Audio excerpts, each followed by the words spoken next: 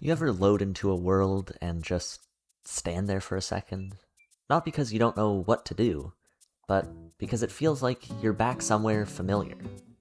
I think that's what makes games like Minecraft or Stardew Valley so special. They're not just something you play, they're somewhere you go back to.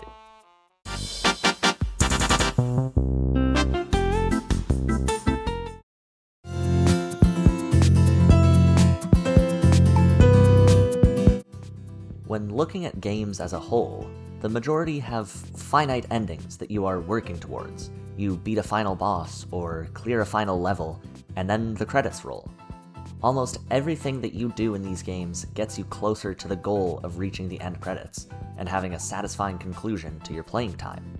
And if there are side activities to do, or areas to explore, sometimes it can feel as if you're doing something wrong, as you aren't necessarily helping advance towards your goal.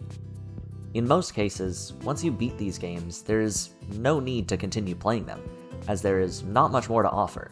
Now, there are games with post-game content, but even this content has an endpoint. And once you reach it, there is nothing else to do in the game. In situations like this, if you want to play more of the game or do something else within the game, the obvious answer is to replay the game. But that just doesn't hit the same, because you are just re-experiencing what you have already done in the same exact order as it was, with very little room for customization or difference. Eventually, you move on, and that's completely fine. But some games don't work like that.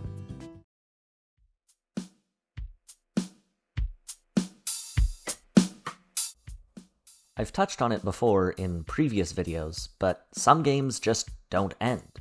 But more specifically, some games really just let you keep playing forever. And I'm not talking about fighting games or racing games, because of course they have no end.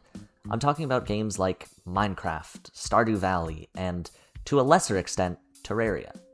In these games, you can spend forever in just one world doing whatever your heart desires at whatever pace you want. You can spend hours building bases, decorating your world, doing challenge runs, all for as long as you would like. There is something special about these type of games that I have always struggled to put into words, but I hope to do just that over the course of the rest of this video, starting with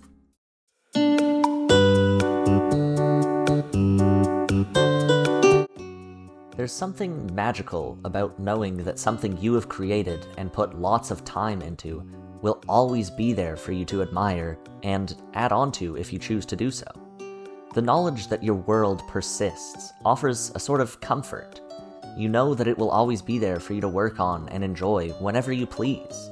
This helps alleviate any pressure you may feel to be making progress in your world. There is no overarching goal that you are working towards. There is no finite endpoint. You can choose to keep playing forever. Nothing has to reset or change unless you want it to. This can bring a feeling of stability that life doesn't always have. You can take long breaks and come back to right where you left off. There is no pressure to keep playing consistently if you don't have the desire to. It can be nice to have something that you enjoy that doesn't require constant attention. If you need a breather, you can take one. But you can also play it a lot in short bursts. What I'm trying to say is the game is structured in a way that doesn't demand your attention or you work towards one goal. It is just a vehicle for your enjoyment, and ultimately, you are the driver.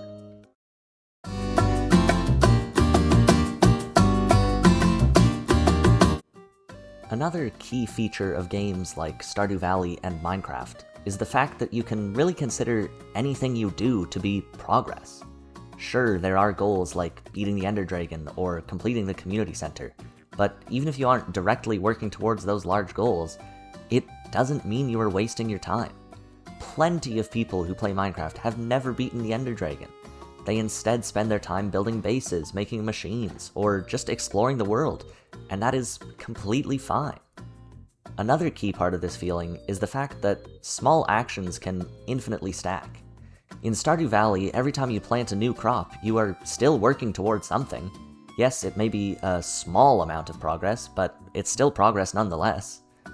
It's nice to know that as long as you're doing anything in the game, you aren't wasting your time. Sometimes it gets lost on people in story-based games that just because you aren't progressing the story doesn't mean you are playing wrong or wasting your time.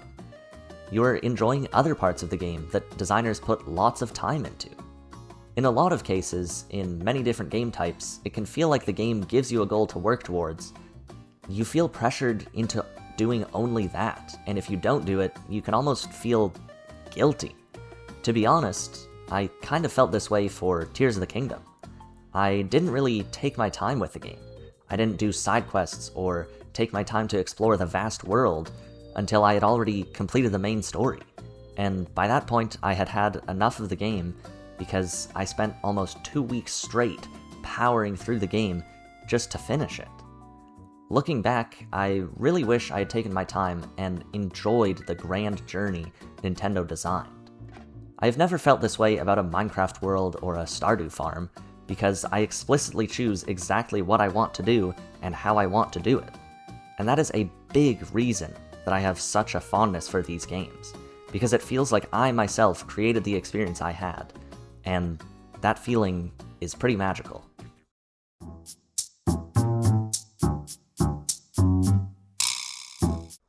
Similar to what we just covered, Minecraft and Stardew Valley don't explicitly tell you what to do, meaning that anything you do and however you play the game is the right thing to do or right way to play the game.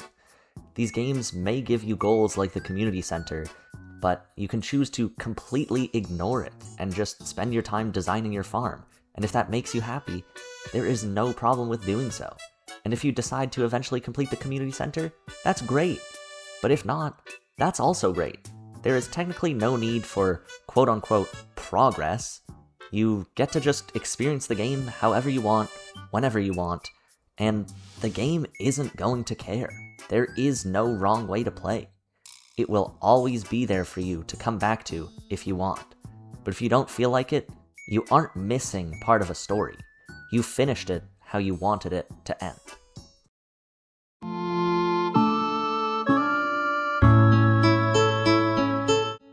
So, what happens when games become a place?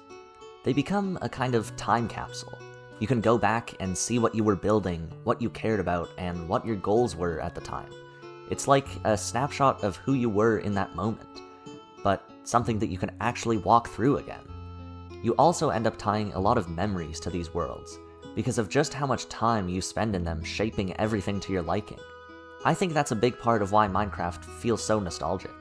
I still have worlds I played on with my brother and his friends, and when I go back to them and see the villages we built, the secret passages connecting everything, and the random little shops we made, I remember the stories we were trying to tell at the time.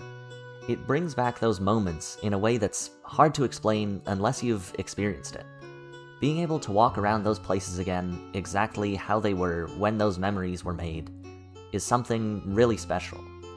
And that's why I'm such a big advocate for forever worlds, or at the very least, long-term ones, because they're not just something you play, they're somewhere you've been. Do you have a world like this? If so, in what game, and how long have you been playing on it for? Let me know in the comments down below. I hope you enjoyed this video, and if you did, please consider leaving a like and subscribing if you haven't already, as it helps the channel out a ton. I hope you all have a great rest of your day, and good gaming to you all.